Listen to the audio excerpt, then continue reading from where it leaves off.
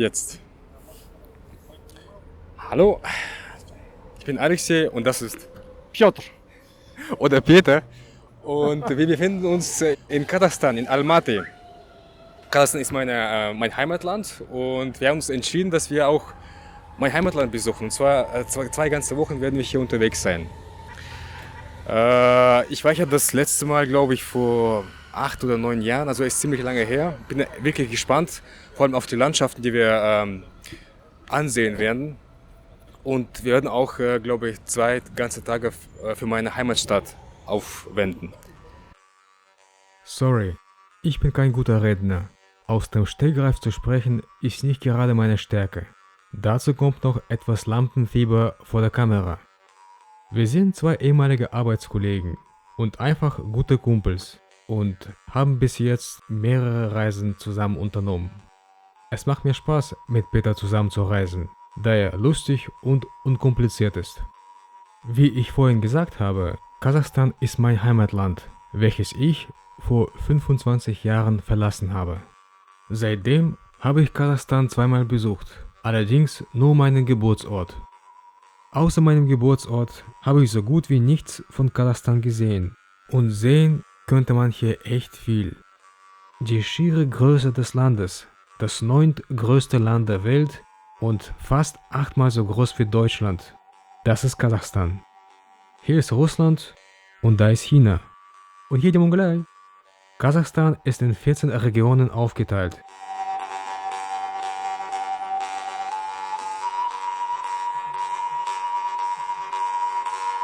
Wir werden in den nächsten 2 Wochen allerdings nur einen kleinen Teil der 2 südlichsten Regionen bereisen können, Almaty und Jambil.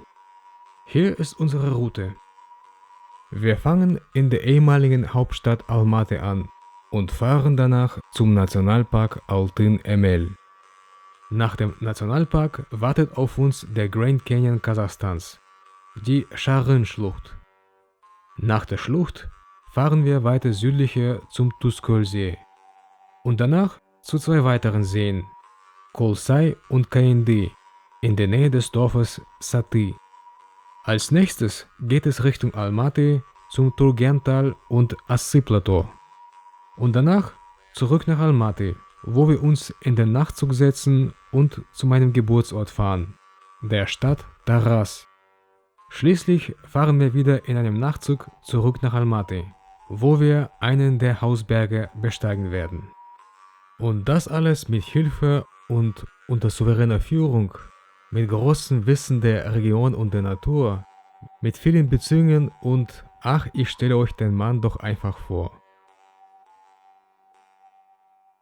Zu uns fährt Ruslan, unser Fahrer.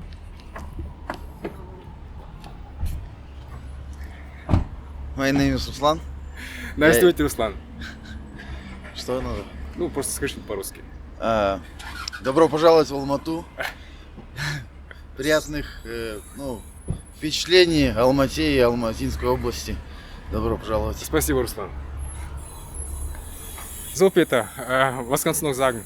Ja, was soll ich dazu sagen? Also wahrscheinlich wird mein Russisch nicht ausreichen, um hier eine qualifizierte Führung mitzubekommen, aber dafür habe ich ja dich nicht als Simultanübersetzer. Ja. Und ja, mal gespannt auf deine Heimat auch, ja. Dein Geburtsort etc. pp. Sicherlich auch interessant zu vergleichen, wie sich Kasachstan landschaftlich gestaltet im Vergleich zu der Mongolei und zur vorangegangenen beiden Reisen. Ja, cool. Ja, Dann darfst du wieder die Kamera zudecken. darf ich.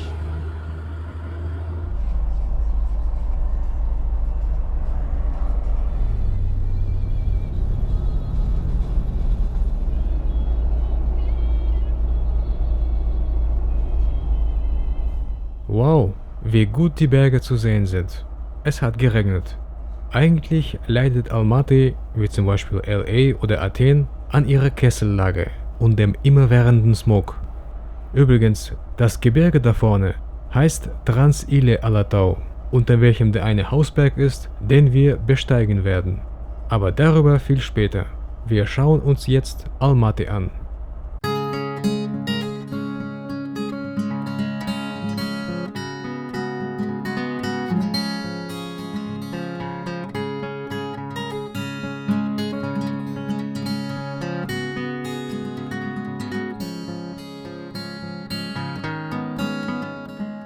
Ohne diese Aquädukte oder Wasserkanälchen kann man sich Kasachstan gar nicht vorstellen. Ach was, ganz Zentralasien kann man sich ohne sie nicht vorstellen. Sie heißen Arık und schaffen Oasen in einem Klima, wo Trockenheit keine Seltenheit ist. Viele Papierschiffe habe ich als Kind in solchen Arıks auf lange Reise geschickt.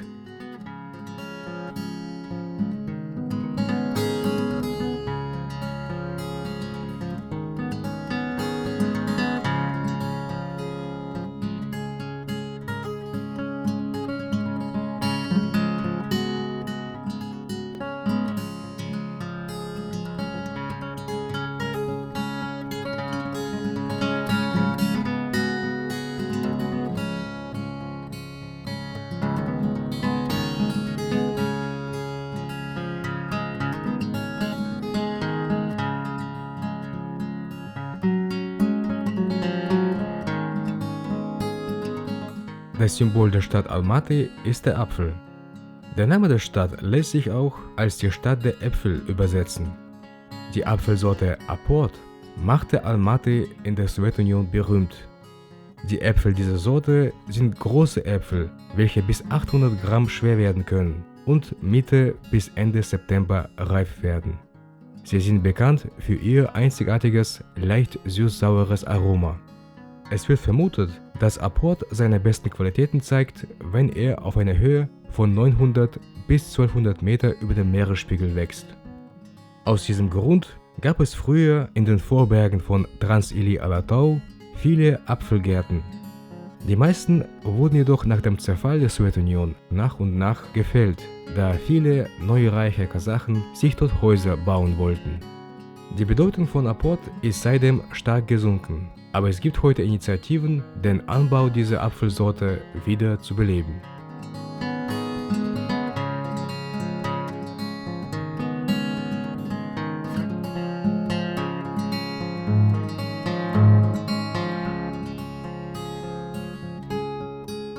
Wir sind auf dem Platz der Republik, wo diese 28 Meter hohe Säule steht. Auf ihr schwebt ein geflügelter Schneeleopard, auf dessen Rücken der Goldene Krieger steht. Dieses Monument soll ein Symbol des modernen Kasachstans sein. Der Goldene Krieger ist ein Herrscher, der den geflügelten Schneeleoparden im Stehen lenkt und damit eine solide Regierung in Kasachstan symbolisiert. Und tatsächlich, der erste Präsident von Kasachstan wurde seit 1990 29 Jahre lang wieder und wieder und wieder gewählt. Wenn das keine solide Regierung ist.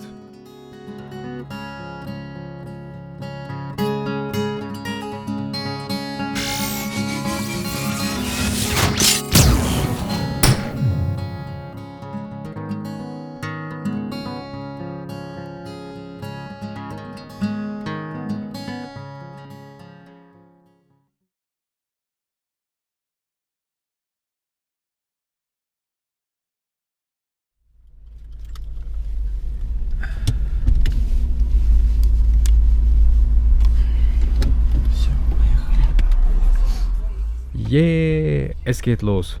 Auf zu den Sanddünen, Steppen, Seen und Bergen. Unser nächstes Etappenziel, Nationalpark Altyn Emel.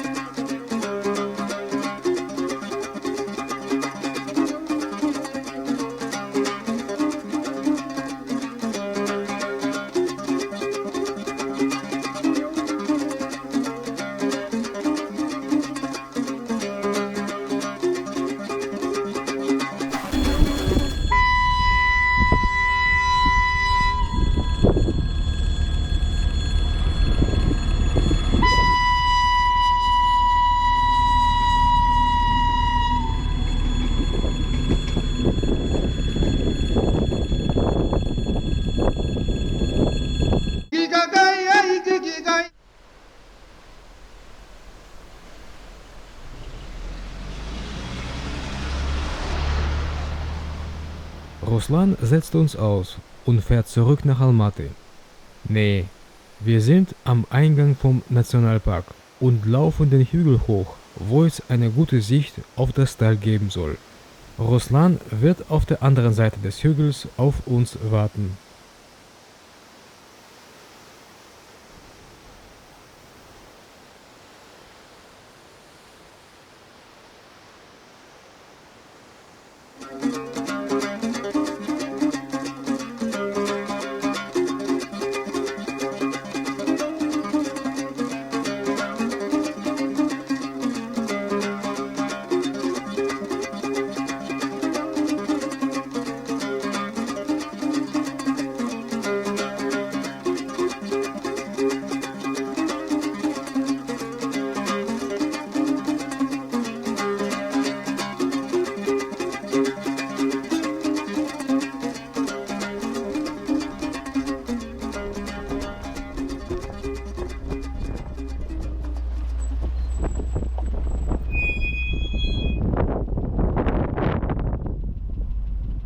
Wir sind an der Singenden Düne, dem ersten Highlight des Altyn Emel Nationalparks.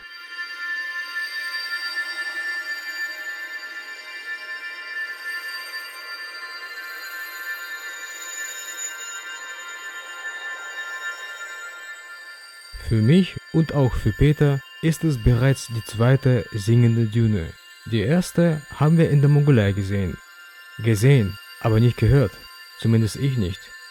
Dieses spezifische Summen des Sandes im Wind, welches man als Singen bezeichnet, konnte ich auch hier weder hören noch aufnehmen. Ich höre nur den Wind. Aus diesem Grund bediene ich mich der Tonaufnahme, die andere hier mal gemacht haben.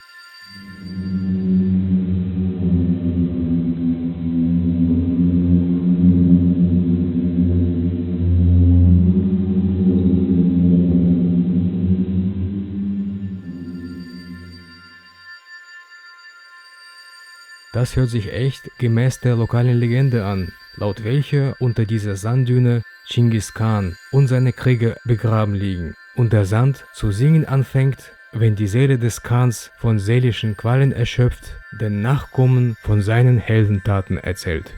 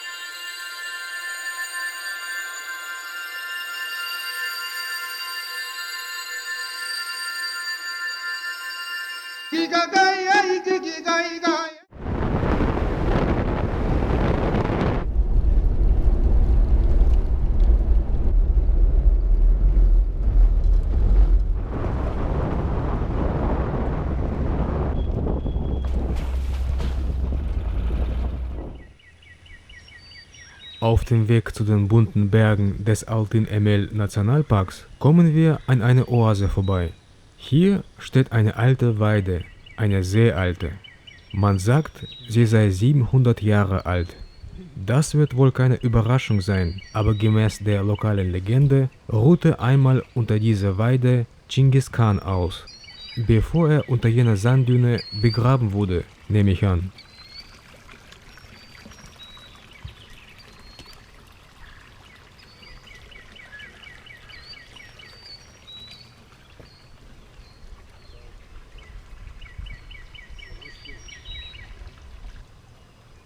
Da wächst auch schon mal ein Stamm von oben nach unten.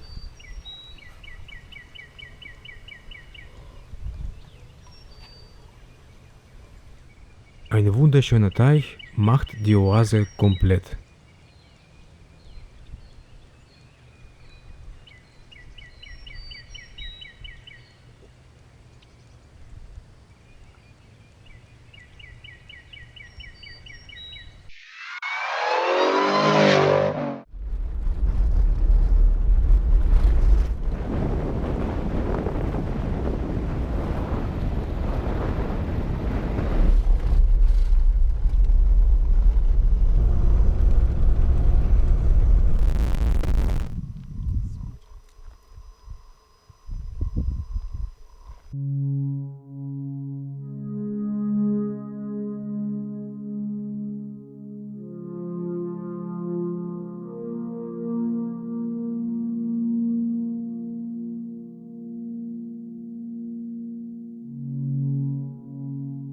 Hier sehen Sie Aktau oder die bunten Berge von Altyn Emel. Okay, direkt übersetzt heißt es eigentlich weiße Berge. Wie dem auch sei, diese Schichttorten verdeutlichen die Entwicklung von Millionen von Jahren, die Bildung der Bodenschichten durch Magma, Stein, Lehm und Sand. Erosion durch Wind und Wasser formte diese Berge, oder genauer gesagt Abhänge. Diese Gegend erinnert mich übrigens an Tsagan Suvarga, ähnliche Schichttorten, die wir in der Mongolei gesehen haben. Wie auch bei den mongolischen Schichttorten war hier vor Millionen von Jahren ein Ozean, was durch viele Muscheln und andere Funde belegt wird. Außerdem hat man hier in den 90er Jahren ein ganzes Skelett vom prähistorischen Nashorn gefunden und ihm den Namen Aktau-Titan verliehen.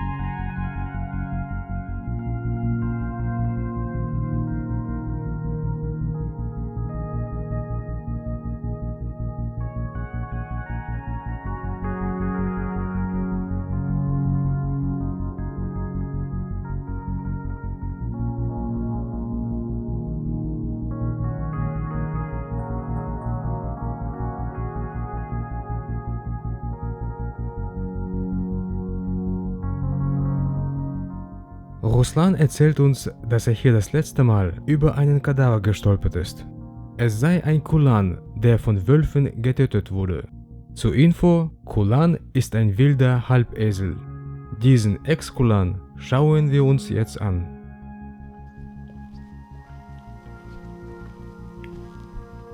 Так это корова, ты чё? Какой кулан? Это корова. Нет, это корова. Ты что, корову не узнаешь? Нет, это не корова. А что это? Это вот именно что это. Да это ж корова, ты что? Обычная корова. Нет, нет. Seit wann dann vierte Hörner? Ты, по-моему, это путаешь что-то с чем-то. Witz.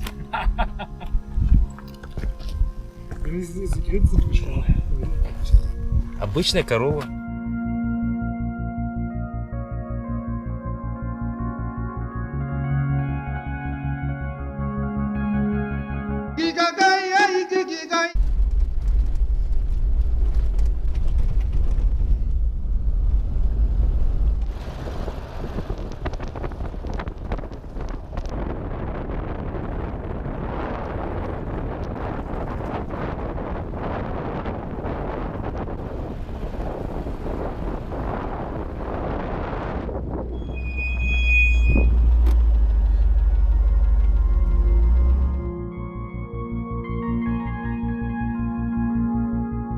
Und weit von Aktau gibt es diese Lavagegend, genannt Katutau.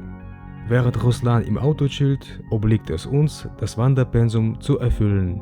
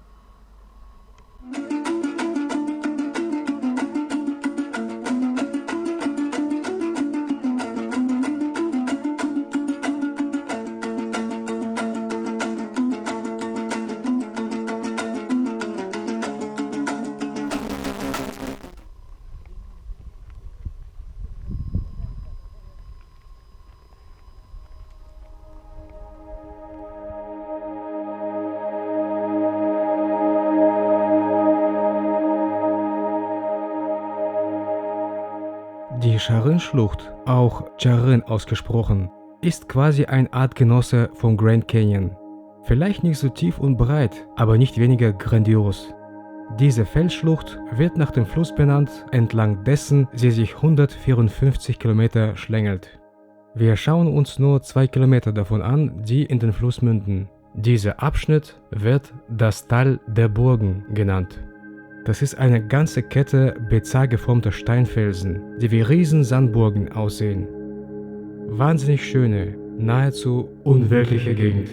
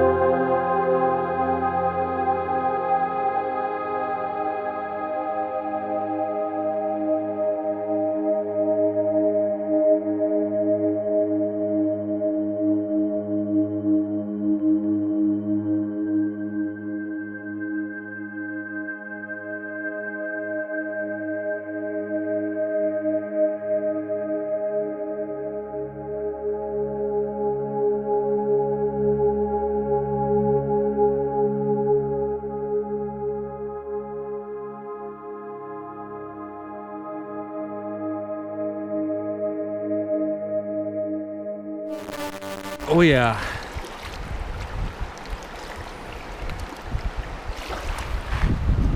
Recht kalt, ne, zum Baden. Kalt? Oh ja. Richtig kalt. Nicht richtig, aber kalt, ne? Oh ja.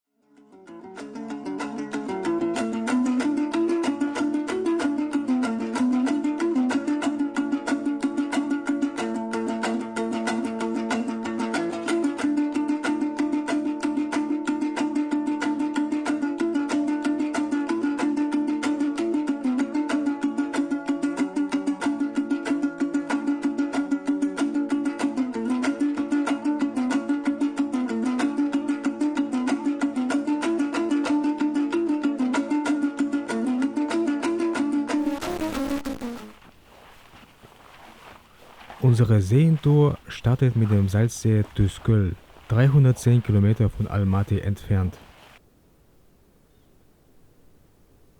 Der Begriff Salzsee trifft hier vielleicht nicht ganz zu. Bitterer Salzsee ist, glaube ich, der richtige Ausdruck.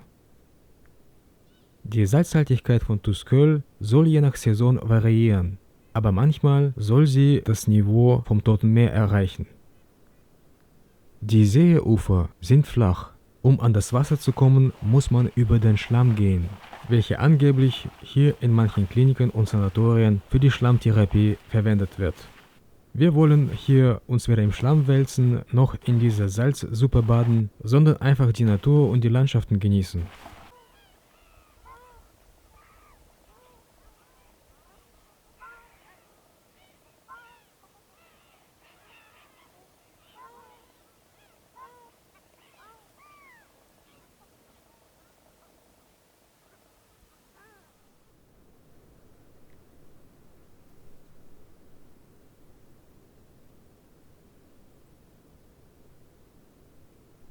Wir zelten am Ufer und dürfen am nächsten Morgen im Süden den mächtigen Gipfel des Tian Shan, den majestätischen Khan Tengri, erblicken.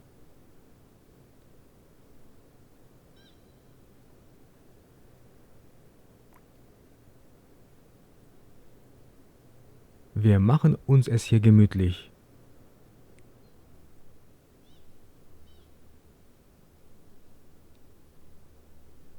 Lernen einen Hund kennen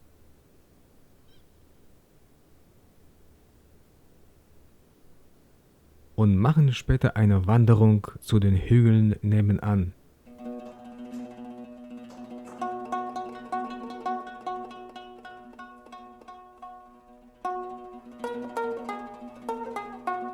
Musa nie brosać.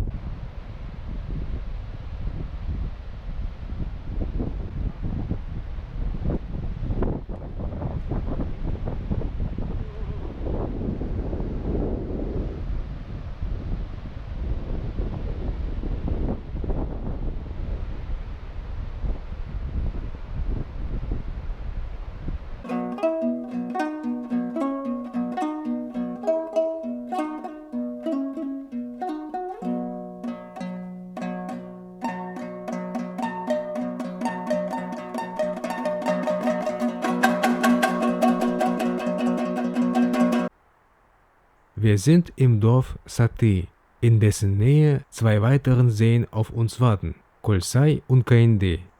Und in dieser netten Jurte werden wir 2 Nächte schlafen. Oh, endlich habe ich auch mal die Chance, an einer kasachischen Jurte mir den Kopf anzuschlagen.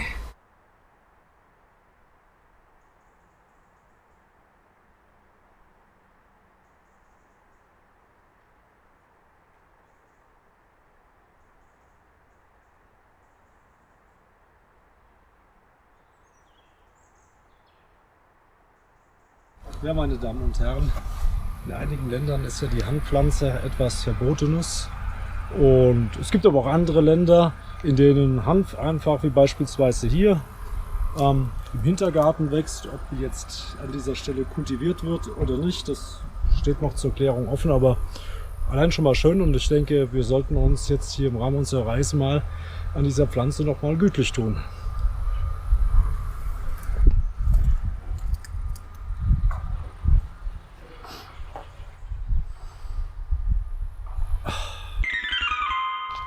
Здравствуйте. Здравствуйте. Как живешь, человек? Отлично. Отлично.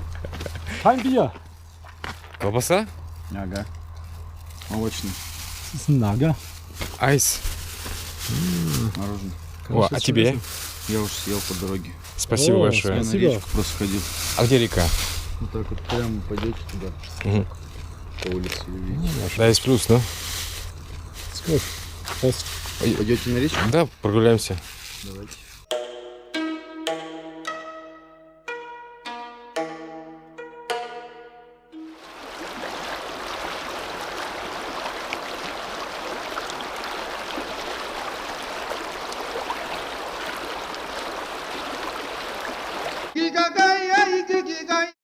Wir sind am Kolsai-See im nördlichen Tian-Shan-Gebirge. Eigentlich sind es Kolsai-Seen. Es sind 3 Seen, die sich auf unterschiedlicher Höhe befinden und miteinander verbunden sind. Der erste See ist auf der Höhe von 2850 Meter, der zweite auf 2252 Meter und der dritte, dieser hier, auf 1818 Meter. Wir wandern nur am dritten See. Für die 2 weiteren reicht die Zeit leider nicht aus.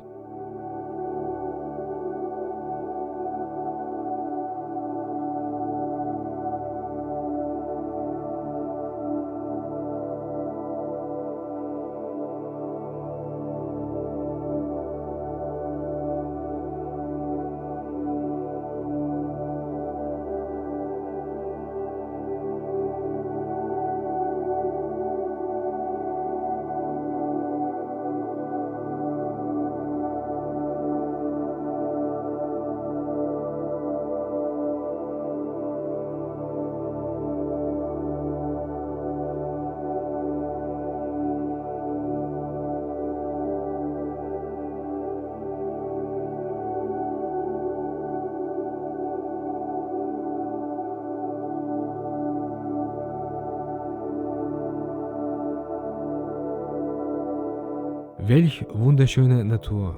Der Wald ist übrigens ein krasser Kontrast zu den bisherigen Steppen und Halbwüsten.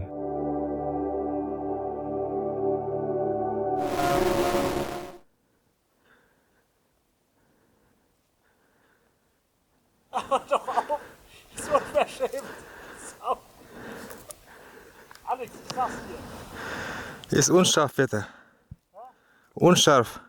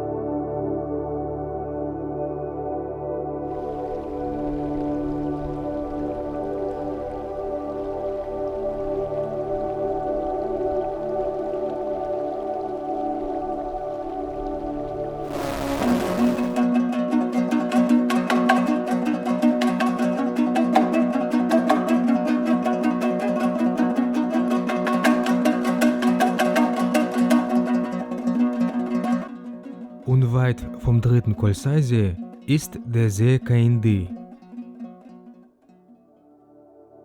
Dieser See entstand 1911 nach einem schweren Erdbeben. Das Erdbeben führte zu einem Bergsturz, der den Fluss blockierte und das Tal mit Wasser füllen ließ.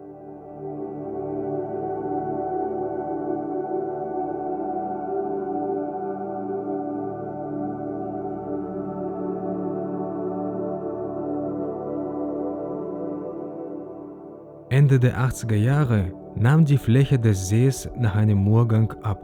Die Länge des Seebeckens ist heute 400 Meter. Was diesen See so berühmt macht, sind die alten Tannen, welche wie Zahnstocher aus dem kristallklaren Wasser herausragen.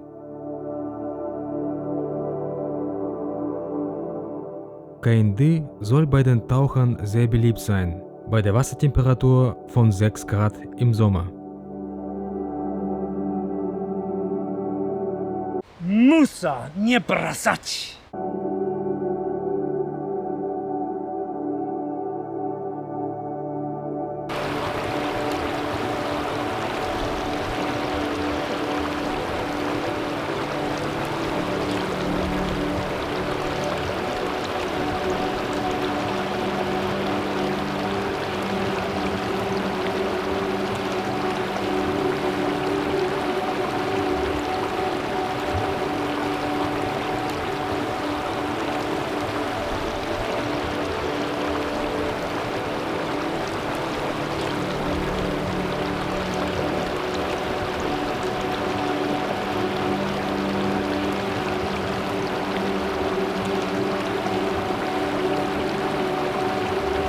Oh, wie kalt dieses Wasser ist. Die Füße werden binnen Sekunden taub.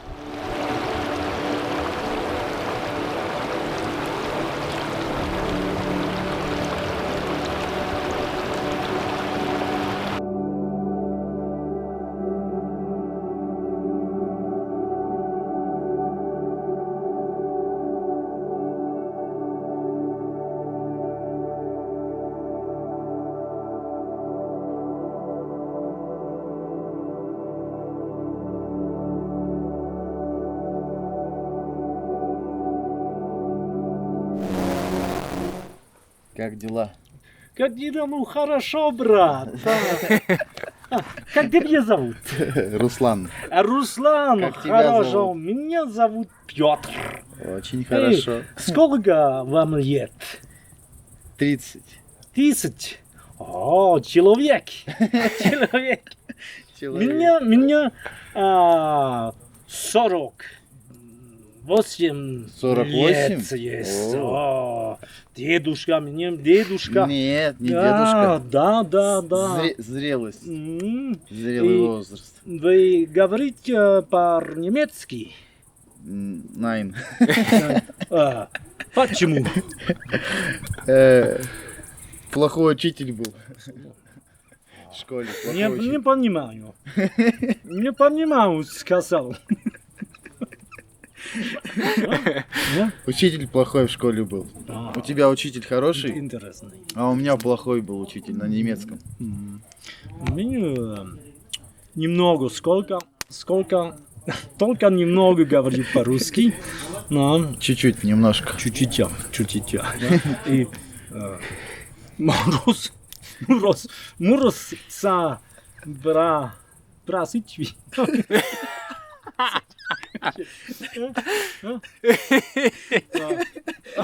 Хочу ее. Хочу ее. Хочу ее брюнетку. Хочу еще Ее. чай. Чай. Чай. Нет, хочу ее Нет. брюнетку. Спасибо. Спасибо.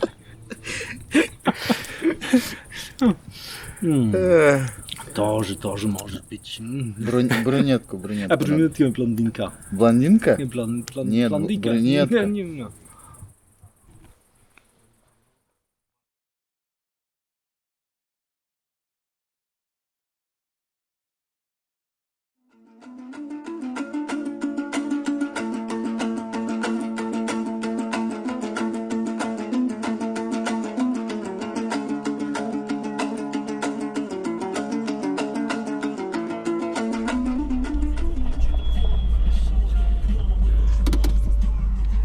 Es gibt noch einen See, aber er ist eher ein spontaner Abstecher, vorgeschlagen von Ruslan.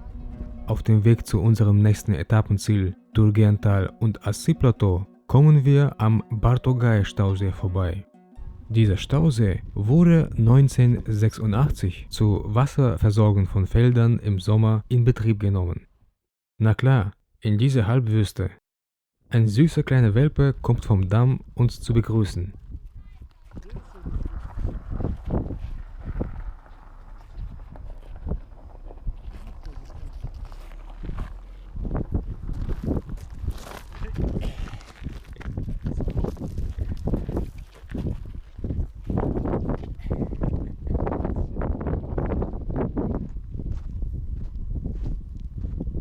Anscheinend wurde auch in diesem Sommer bewässert, denn man erkennt, wie stark das Wasser zurückgegangen ist.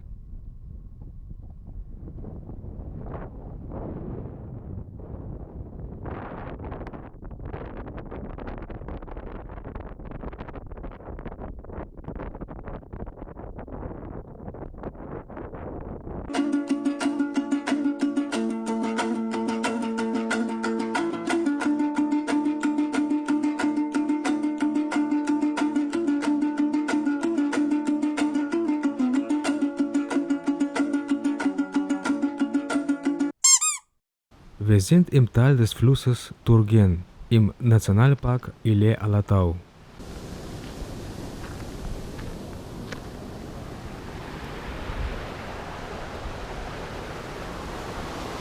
Musa, nie brasać! Das Tal wird südlicher zu einer richtigen Schlucht und bietet auf dem Weg zum Assi-Plateau mehrere Wasserfälle an. Es gibt hier eine Forellenzucht. Forellen werden wir heute Abend im Hotelrestaurant verkosten. Außerdem soll es hier irgendwo eine Straußenfarm geben. Naja, wir werden es bei Forellen belassen. Bis zum Abendessen machen ich und Peter eine Wanderung. Wo geht es hin? Erstmal entlang des Flusses und dann auf einen Hügel hoch, um von oben einen Blick auf das Tal zu werfen. Schuhe ausziehen, durchreiten.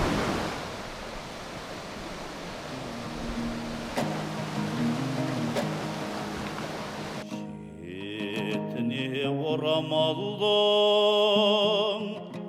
köydemi suvu sarra köbü жылқы көгаланың ау гүлде жусар кешегі айыл қыдырған есер шаттая әнекен жан салған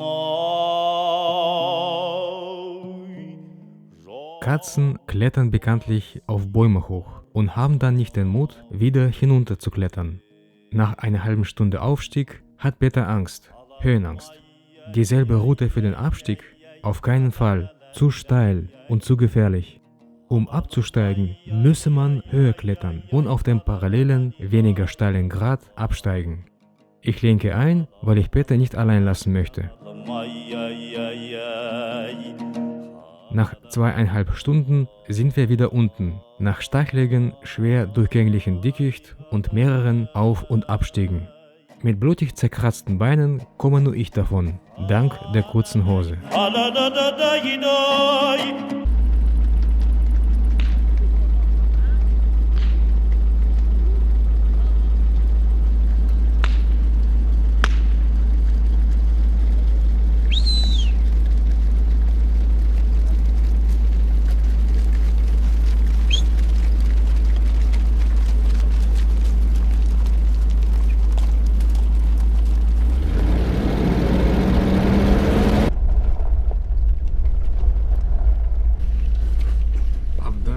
Zu Fuß, ne? Егенге біз қартайдық, біз қартайдыға белгі сау, қартайғанның ау серттені тайды.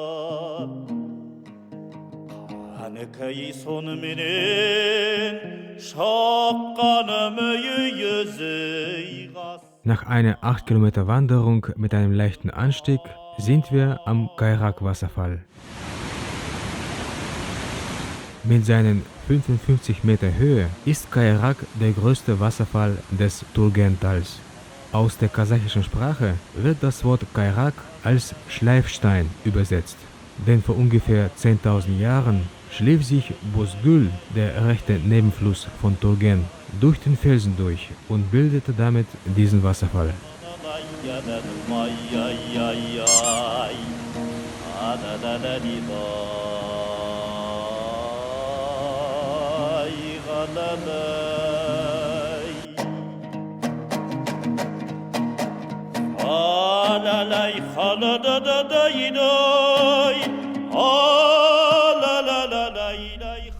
Das Assi-Plateau ist ein großes, wunderschönes Jailau. Jailau ist das kasachische Wort für die hochgelegene Sommerweide, die kasachische Alm sozusagen.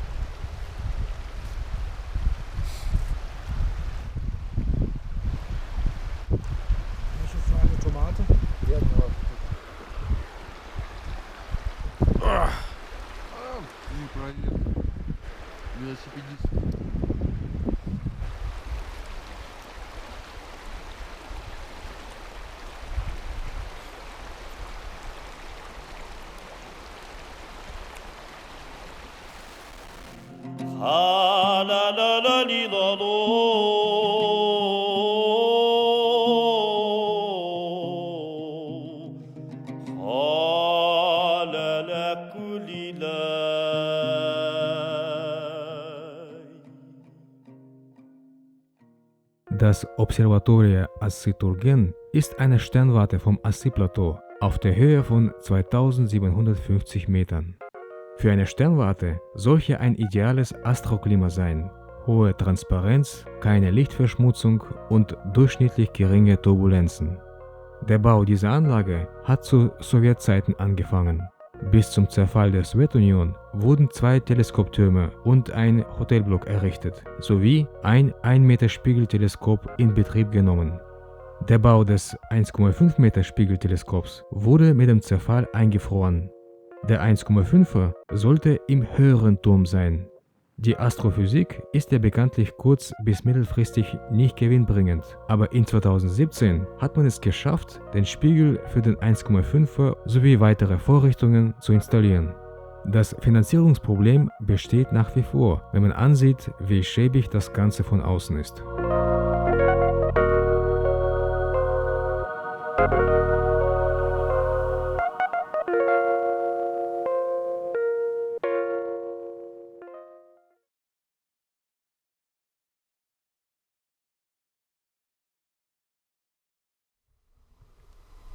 Also ich bin der Ansicht, Kasachstan ist ein tolles Land.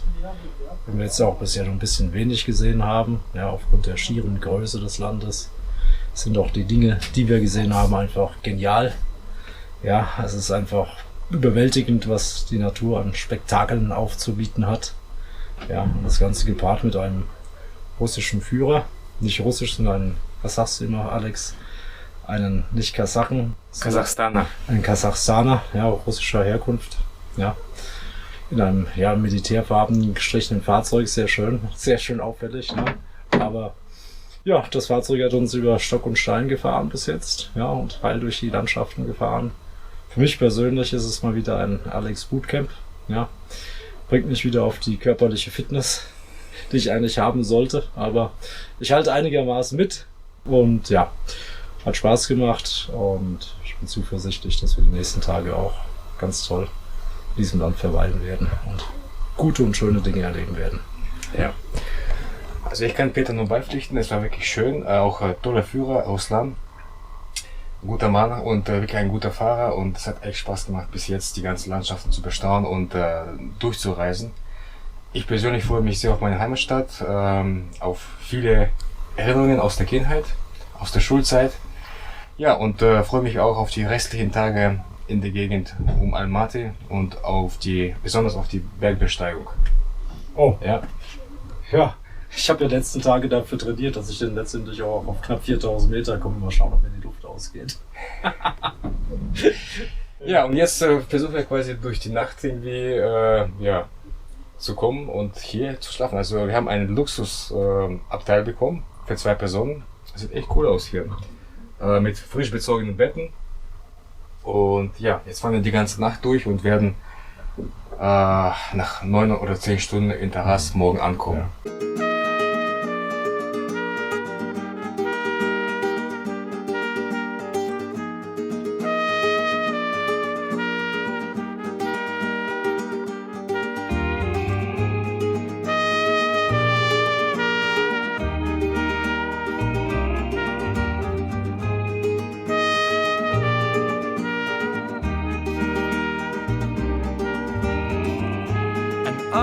I know. What do you know? I know together we'll all come back home. And I know. What do you know? I know together we'll all come back home.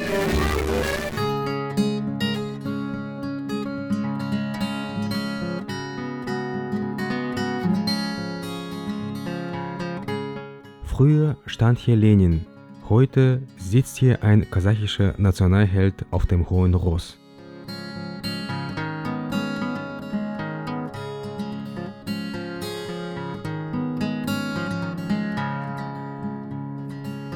Das ist der Zentralpark mit einem besonderen Platz in meinen Kindheitserinnerungen.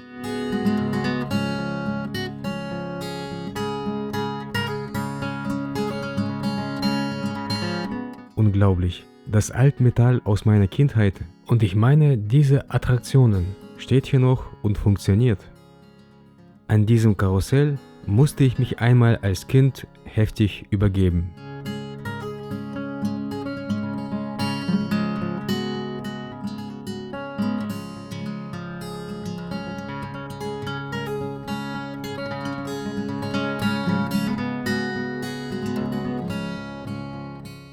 Mit ihren ca. 350.000 Einwohnern ist Taras eine mittelgroße Stadt an der Verbindungsstelle von heißen Wüsten und Schneebergen.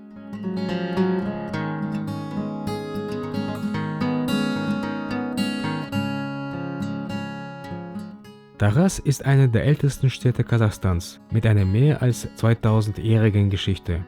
Eine Station der Seidenstraße, die mehrmals zerstört und wieder aufgebaut wurde. Im 20. Jahrhundert wurde die Stadt auch mehrmals umbenannt. Ich kannte diese Stadt, wie sie in den 80ern und 90ern war. Damals hieß sie anders, Jambul. Dank der Phosphorindustrie hatte Jambul den Titel die Stadt der großen Chemie, aber persönlich hätte ich sie damals die Stadt des gelben Smogs genannt.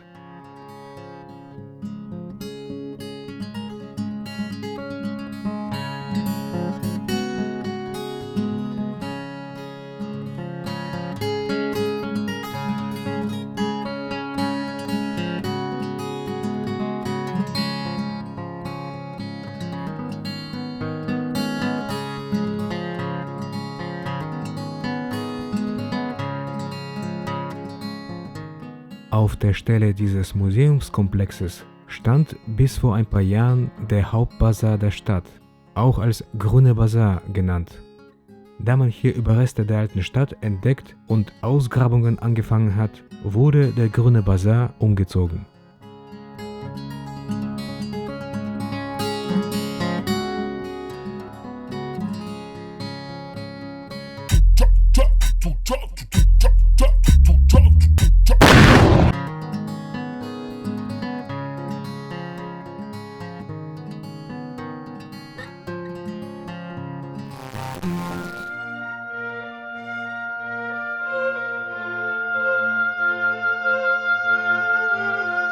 Ich mag diese alte Brücke. Wie oft habe ich sie als kleines Kind überquert. Auf dem Weg zu meinem Urgroßvater, dessen Haus unweit von hier stand.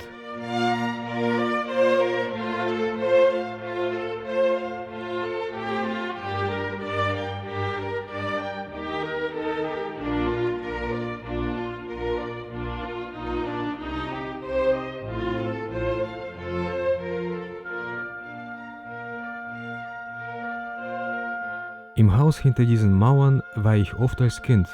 Damals waren es aber keine Mauern, sondern ein grün angestrichener Holzzaun. Hier steht das Haus meiner Großeltern, welches die neuen Besitzer gerade umbauen.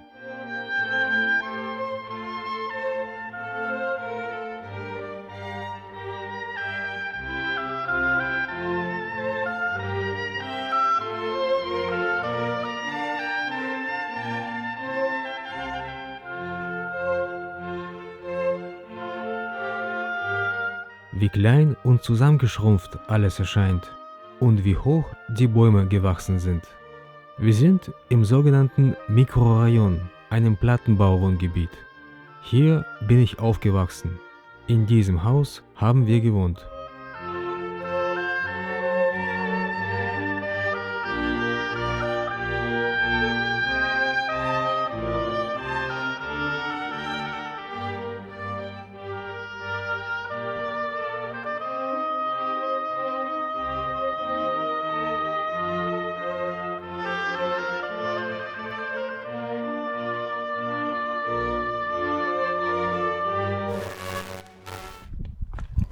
Турмас называют священной горой предков, и само место действительно духовно чистое.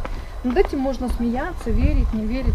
Но так как я часто провожу экскурсии, хочу вам сказать, люди даже с других стран приезжают сюда. У нас была индианка. Индийка? Индианкой индийского То есть происхождения, из Индии? проживающей. Нет, в Америке. Ей это место приснилось, она его 10 лет искала. Albina ist unsere Reiseführerin in Taraz.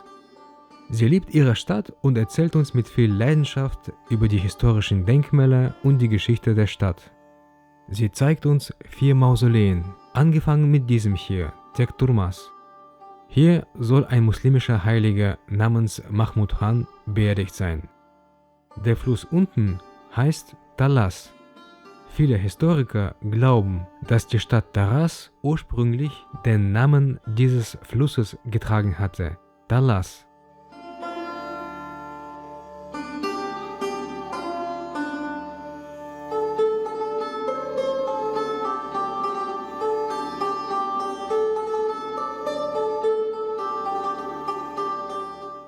Das ist das Mausoleum von Karahan, einem lokalen Herrscher und Gründer der Karachaniden-Dynastie.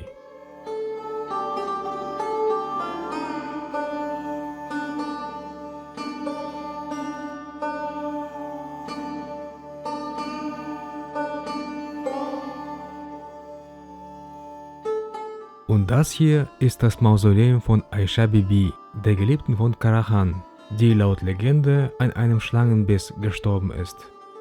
Rechts davon ist das Mausoleum ihres Kindermädchens Babaja Khatun.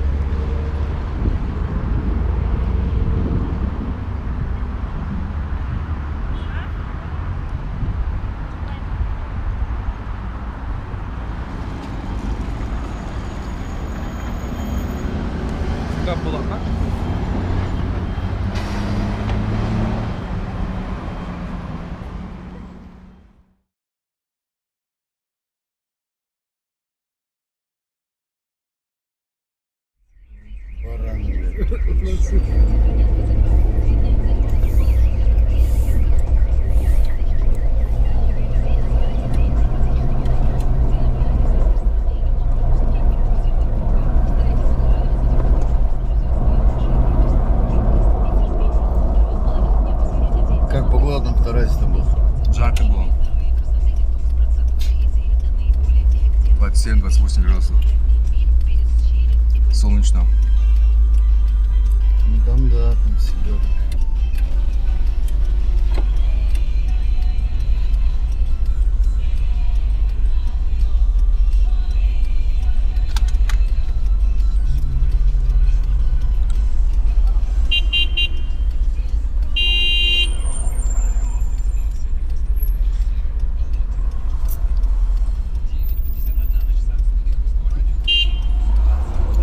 Да хватит нам тебе пикать, ему. Unsere Reise neigt sich langsam dem Ende zu. Zurück in Almaty geht es zum letzten Etappenziel, auf Pik Turist, einen fast 4000 Meter hohen Berg.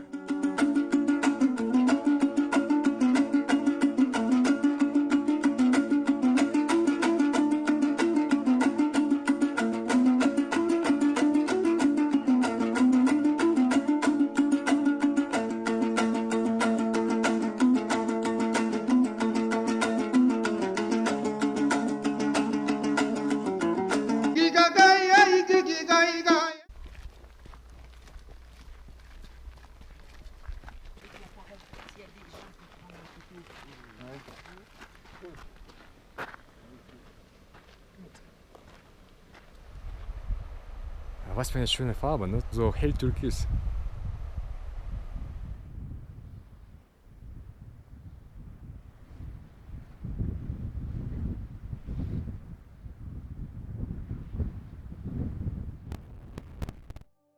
Wir sind auf der sogenannten Kosmos-Station auf der Höhe von 3336 Meter. Diese Station soll ein funktionierendes wissenschaftliches Zentrum sein, das sich mit der kosmischen Strahlung befasst.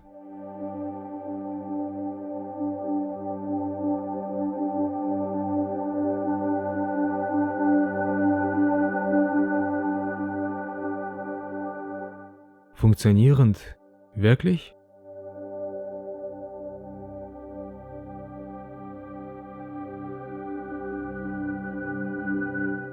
Wir übernachten hier bei einem Onkel Mischa und besteigen Pik Turist dann morgen in aller Frühe.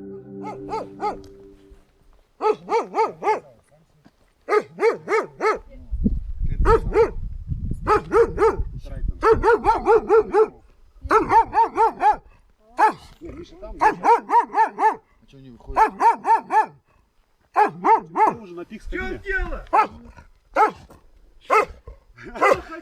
Да так, хотим. Ну а чё вы собаку дразните? Ну отойдите вам. Дядь Миш, мы к тебе. Здрасте, Гости. Здорово. Не узнал. Не узнал, конечно. Leute wie wir, ambitionierte Bergsteiger, die alles aus dem Tag rausholen. Als Übung vor dem morgigen Pik Turist Aufstieg gehen wir heute auf die große Almatiner Spitze.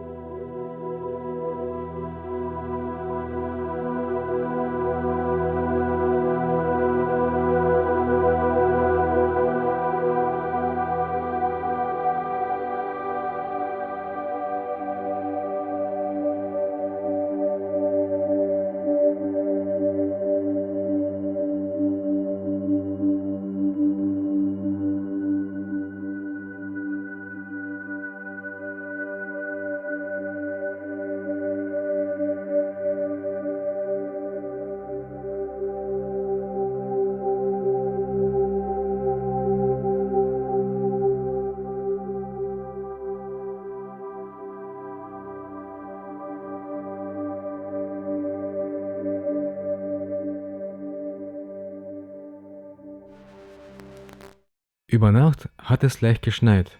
Wir machen uns auf zum Peak Tourist.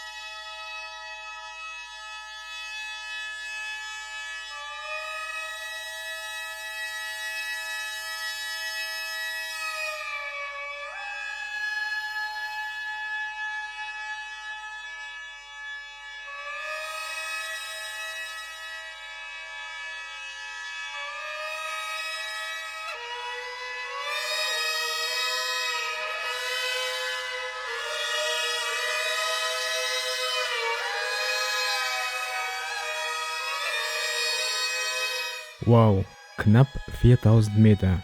Meine höchste Spitze bis jetzt.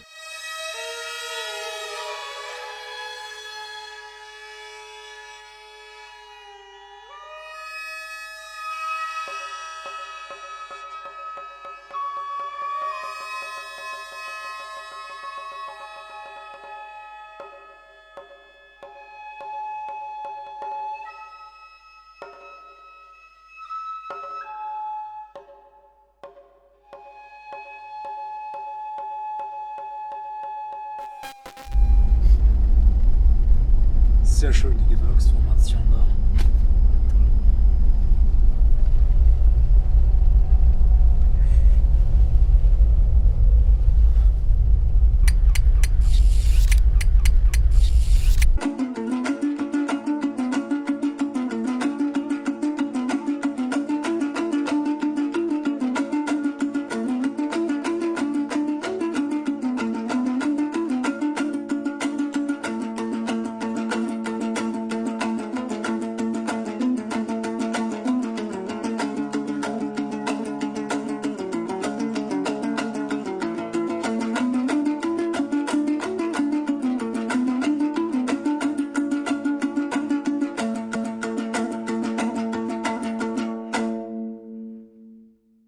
Руслан, спасибо за все.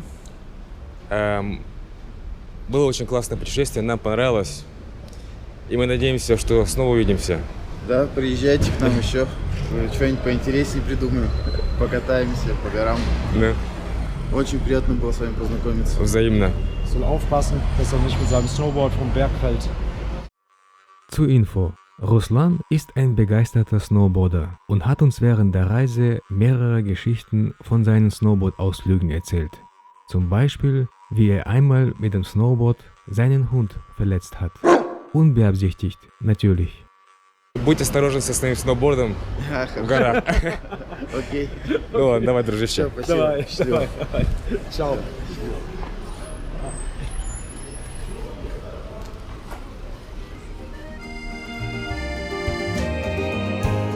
Would you pick me up, throw me in the river and wait a while? Then you'd fish me up, make a bit of fire and hold me tight.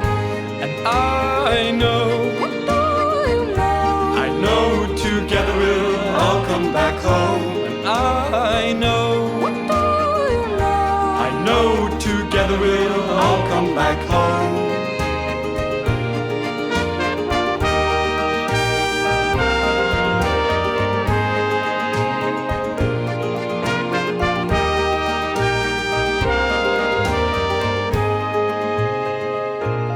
I'll come back home, home, home, home.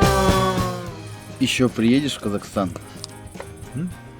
Еще приедешь? Еще Приедешь в Казахстан? В Казахстан еще? Нет. Нет, не приедешь больше? Kommst du nochmal nach Kasachstan? Да. Приедешь еще в Казахстан? Конечно.